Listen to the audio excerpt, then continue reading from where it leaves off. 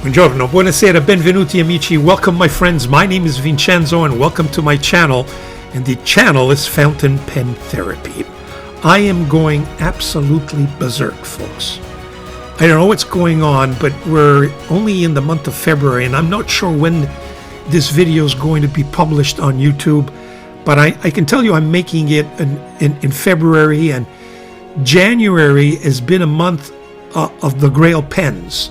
And again, just with my other Grail pens, or at least one other one, it just kind of landed on my lap. So there it was. I couldn't resist. It's a Grail pen, but it's a Grail pocket pen, folks. And it's my beautiful Dolce Vita Mini. Now, if you guys saw my video on my big, huge, oversized Dolce Vita, and I invite you to take a look at it because it is probably my best pen review. I was so emotional when I got that pen because for me, it is the ultimate Grail pen. I have no other pen in my collection that beats that one. But I was in the hunt for the Mini, and I will explain very quickly how that Mini in fact started it all. So stay tuned. Fountain Pen Therapy presents and is proud to present the Delta Dolce Vita Mini, the original one.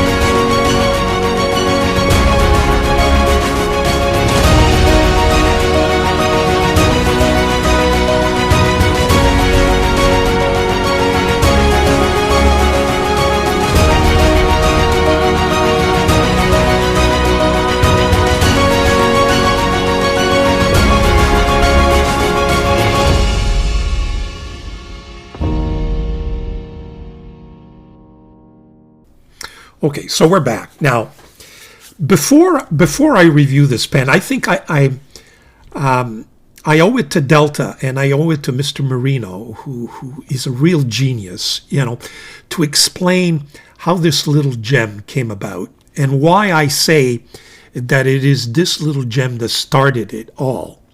And rather than redo things, I'm going to show you excerpts of a published YouTube video that I did some time ago, where I went through, my visit in Delta in Italy, in Naples, and where he explains the origins of not only the Delta Dolce Vita, but in fact this little Mini. So, with your permission, here is the origin of this little pen. Watch this.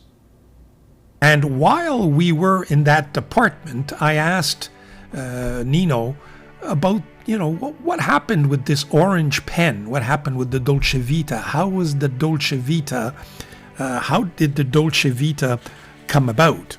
And he explained the story as follows.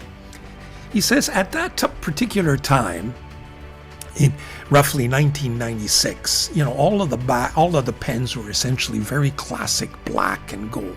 What we see in Mont Blanc 149 to 146, the sailor pens, essentially very bland and very classic looking. Even the Watermans are all black, essentially, And one day he gets a call from some supplier, I believe, or some individual that says, look, I've got a batch of this orange crushed resin. Would you be interested in buying it? And, he said, well, what am I going to do with this orange celluloid? It was very unusual. And he said, you know what? Let me buy it. I'll make a limited special edition pen with it. If it works, it works. If it doesn't, it doesn't. And he called the pen the Colosseum or the Coliseo. And to his great surprise, that pen instantly and immediately sold out. And he couldn't believe the phenomenon. So he was asking one of his distributors, why do you think this is so? And the distributor, he said, at the time, there was no internet. They used basically catalogs. And when you would flip the catalog, page to page, just flip through it, it was pretty bland. The natural color that would come out of the flipping is essentially dark colors. But all of it, if you put an orange pen in there and all of a sudden you flip that catalog, instantly you'll take notice about this orange pen, which sticks out like a sore thumb, if you will. And he explains that for some reason, it was a great novelty at the time and people just went crazy over it. And he immediately sold out that limited edition.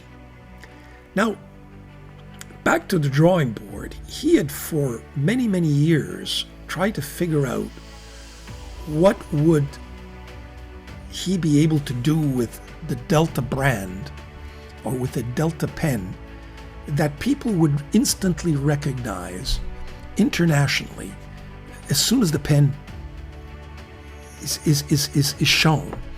Or, somebody's using the pen and say, oh, that's the Delta, And he was looking for that kind of uniqueness that would instantly be able, a person would instantly be able to say, oh, that's a Delta pen. And then he thought about the orange. He said, well, this is a great idea.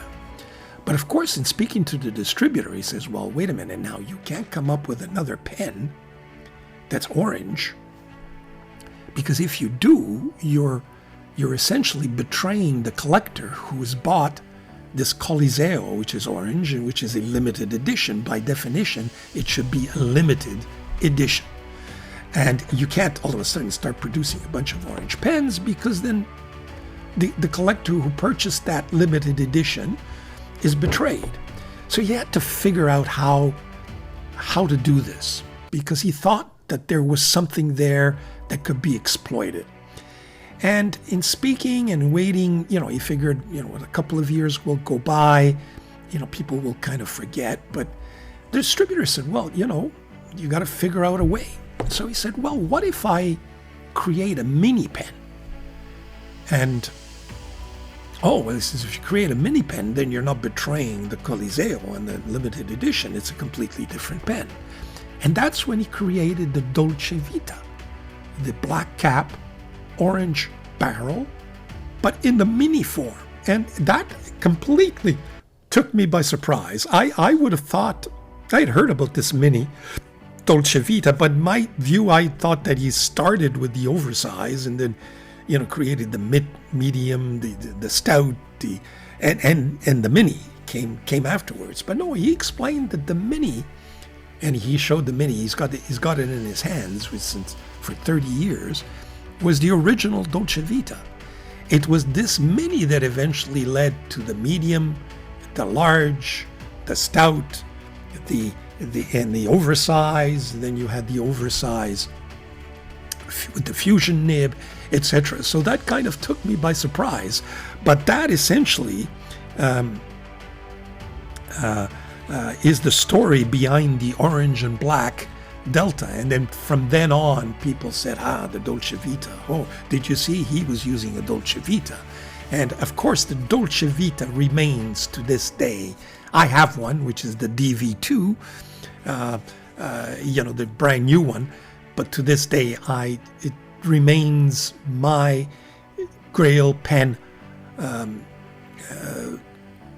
that I'm hunting for and that eventually I will get, which, by the way, I did not get on this vacation because I'm really looking to purchase an original Dolce Vita oversize, although he does tell us when I ask him that it's exactly the same pen. So there we are. I think it's fascinating. That visit was just fabulous. I will never forget it. And I invite you to take a look at my previous videos in that regard, and I'll put them all down in the description just in case you've never had a chance to see them. Especially my unboxing, because I mentioned in this video that I didn't have the Dolce Vita, the oversize original, but since then I did purchase it, and down in the description will be my video of the unboxing where I'm almost in tears. You've got to see that, folks. You've got to see that. So let's get to the Mini, shall we? Okay, overhead camera. So here it is, the Mini. It really looks like the large one, and I have it here, the original, of course. Now, mine is in the gold version. I mean, it's still silver, but gold plated, if you will, whereas this one is in its original, silver finish. You can see the size is quite different, but it is essentially the same looking pen. Okay, it's got that beautiful orange resin celluloid with this black capping, the silver trimming, okay, with lots of relief there. The classic Delta clip with the roller, very functional. Delta Dolce Vita, okay, written there. There's also right above that, but you can't really see it, but it's a numbered edition, so I have the number of this pen along with Made in Italy. The old classical Delta branding or brand, which has since changed. Okay, there you have it. And this is before we do that, let's just open it up. So one turn. There you have it. It is a cartridge. It's puny, so it doesn't have a converter. It works by cartridge. It took me some time to find the appropriate cartridge, but I finally found it because it did not come with any cartridge when I bought it, of course. And this is a vintage pen, so I bought it in an auction. There's that nib with the old Delta logo. Okay. Now, I'm not sure if that's gold or not. I tested to see if it was steel with a magnet, and it doesn't attract, so my suspicion is that it may be white gold. But I don't see usually there's an inscription, with the number, and I don't see that. But it's still, we'll see how it writes. It's got a plastic feed, so it doesn't have an ebonite feed. I've not tried to remove it. I removed the whole section, but I did not try to remove just the nib in case it's heat setted in there or glued. But the section does come out so that I can clean the pen properly. So there you have it. There she is. Just a beautiful, beautiful pen. For me, it's another highlight in my collection. I've been looking for this for a long time. And I think there's various versions. This version, I got a great price for it. It's in great condition. The nib, you'll see, it just writes beautifully. So there you have it. And in fact, I can tell you that in a recent interview, actually, I'll put the link in my description. Nino Marino was interviewed by Appelboom, host Joost of Appelboom, and Doug from Inquiring Minds, and Doug asked him the question about whether or not, he prefers classic vintage pens, the old pens, or the new modern pens, and he said both, and he explained that, in fact, to this day, he this little mini, and he took out the mini, is his favorite pen. And the same thing, when I visited him in the factory, he had it in his, in his shirt pocket. This is the pen that he uses almost daily. It goes with him everywhere, and it's been that way for 30 years. That's what he mentions in the video that you just saw. So there you have it. The next question is, how does it compare? Let's do some comparison. We'll do some measurements, and then we'll do the writing sample. I'll be right back. So we're back with a pen comparison. I do want to show off the Dolce Vitas that I do own, but I think the comparison is right here. And as you can see, this is the Jinao 82. So this is the Pro Gear Slim Mini, if you will, imitation. So that's the Mini.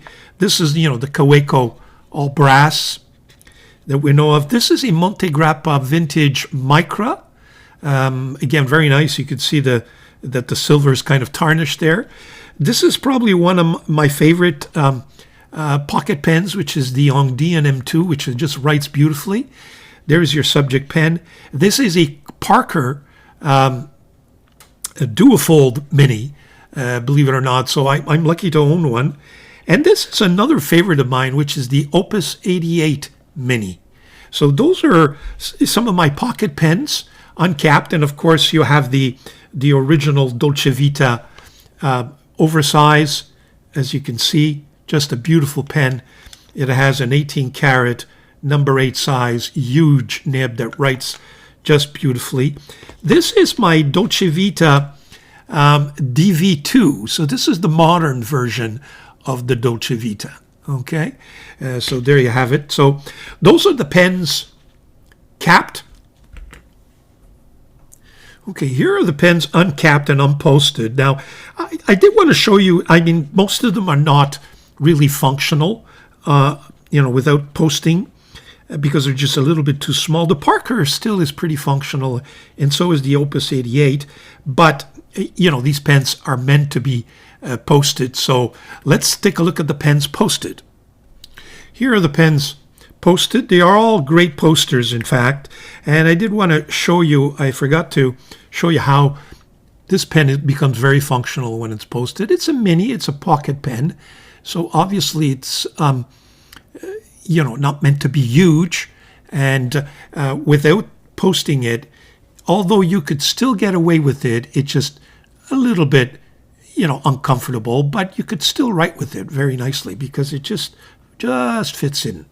But of course, posted is the ideal way to use all these pens, in fact. So there you have the pens posted. What we'll do is we'll put up some measurements and then do a writing sample.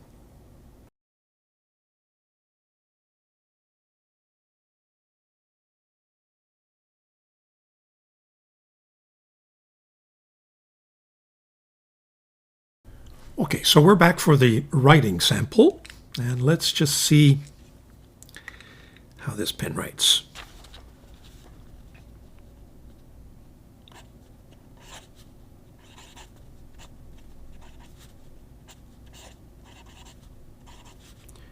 I don't know if you could hear it.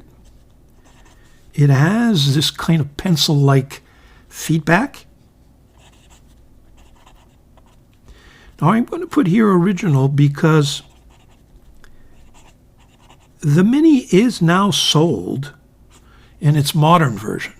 Okay, the ink is black Delta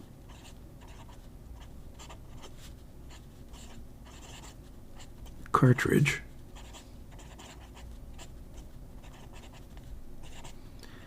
Black has a tendency to write kind of a little bit of grayish, but the paper is Tomo River paper original.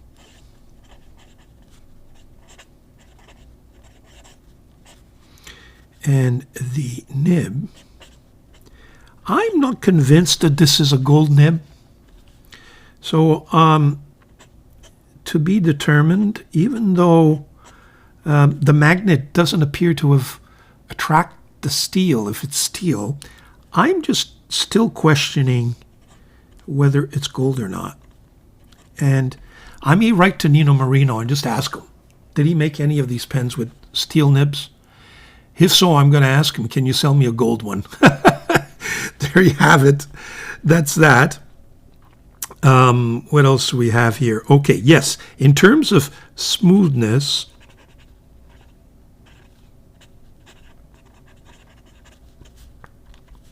it's smooth, but with feedback.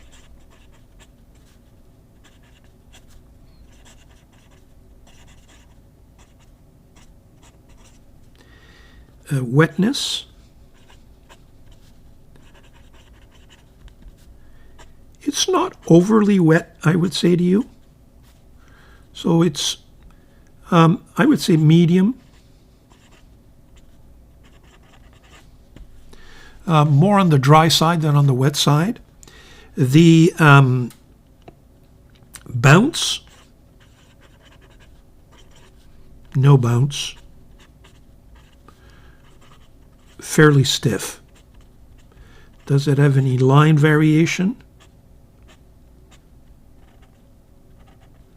I mean, if you push, you can draw more ink, but it doesn't have any flexibility. It's a fairly stiff nib. Consistency.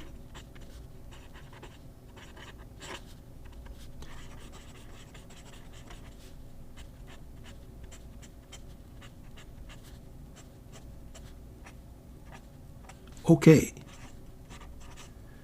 But I noticed that this pen likes to be, because of the cartridge, I guess, it likes to be, nibbed down. The moment you if you leave it this way, then the cartridge has a tendency to go the other way, and then you got to prime it to go. So it's not a gusher. It's a very small nib, right? So is there anything else? Reverse writing? Oh, fairly scratchy. All this leads me to believe that, and that could explain why I got it for such a great price, I think this is a steel nib.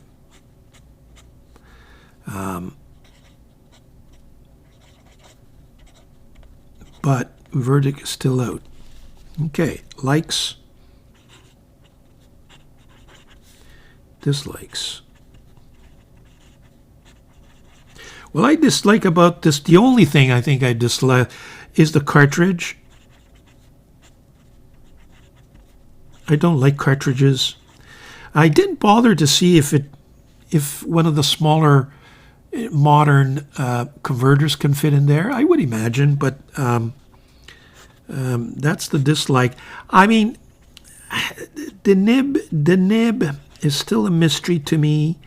It's not the smoothest, not the wettest. So, but the rest is it's an iconic. It's history. The materials,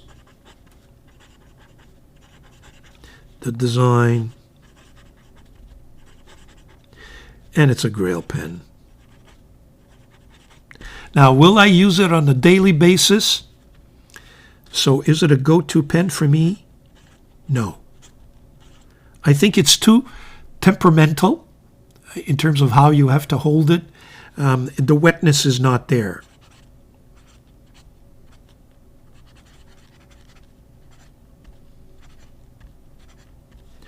But is it my Grail pen? Am I proud to own it? Absolutely. So this is more of a collection piece than it is a daily writer, unlike our friend Nino Marino, who uses it on a daily basis. He must have a nice nib.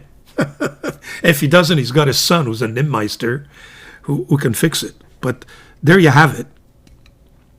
That is my review of my beautiful Delta Dolce Vita Mini. There you go. Now, what I'd like to do now is just compare this Dolce Vita to some of the other pocket pens that I have. This is the Monte Grappa Micra.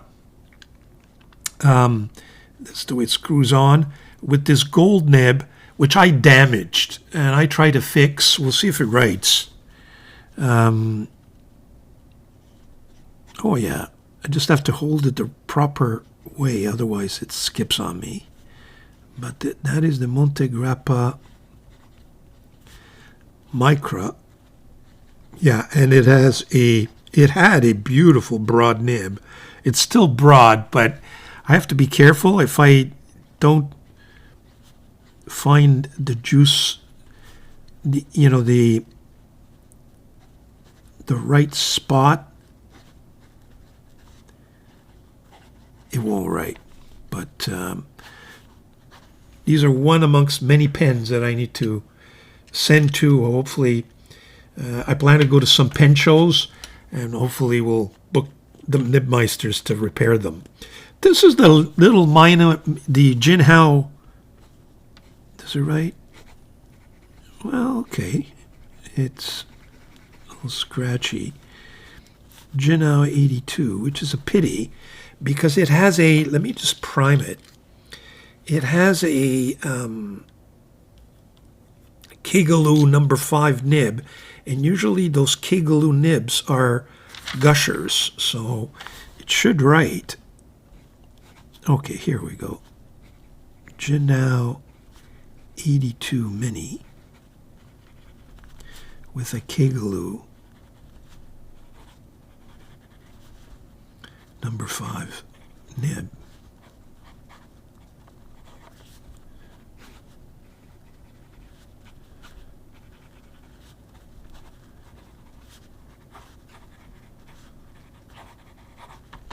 Still not as usually as they usually are, these Kegaloo nibs.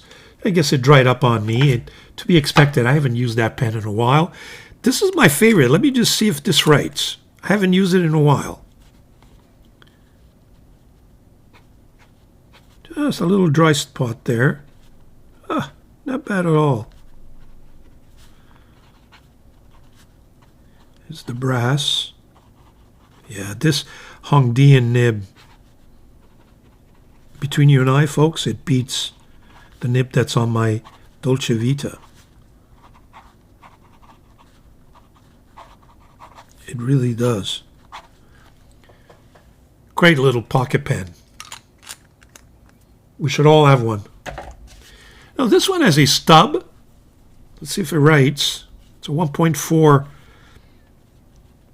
This is the Opus.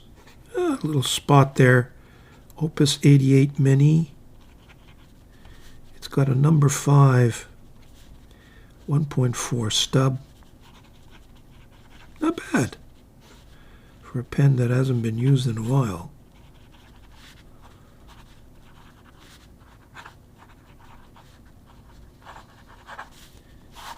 There you go. Last but not least is my Parker Duofold. Now, I haven't primed this, and this is always dry. Because of the cartridge. I don't expect it to write. Yeah, there you go. Let me just prime it. I'm just dipping it in water just to see what happens. If I can draw some ink.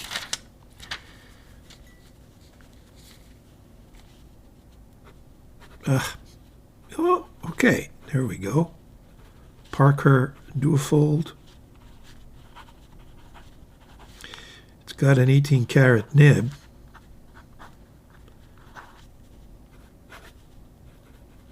When it writes beautifully. But a lot of these pocket pens I find with the cartridge, it's just a pity. It's actually very nice. Again, if it writes. And I did try to, this one has a cartridge in it, a small converter, a Jinhao, but it doesn't fit in my Delta. I've got to check the other ones. I think the Hongdian has a converter and the Kaweco. We're going to check to see if I could put a converter in my Delta because I think it would make the pen just write a lot nicer. So that's my review, folks. Delta Dolce Vita Mini. Take care, folks. Please subscribe. If you enjoyed this video, press the subscribe button, the alert, and the like. And if you have any comments, please leave them. Always appreciated. Enjoy your pens. Take care.